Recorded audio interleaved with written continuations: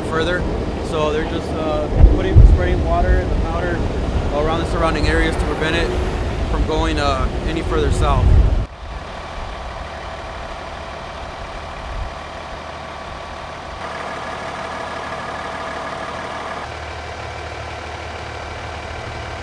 Currently, they're getting the water from Pepperdine University.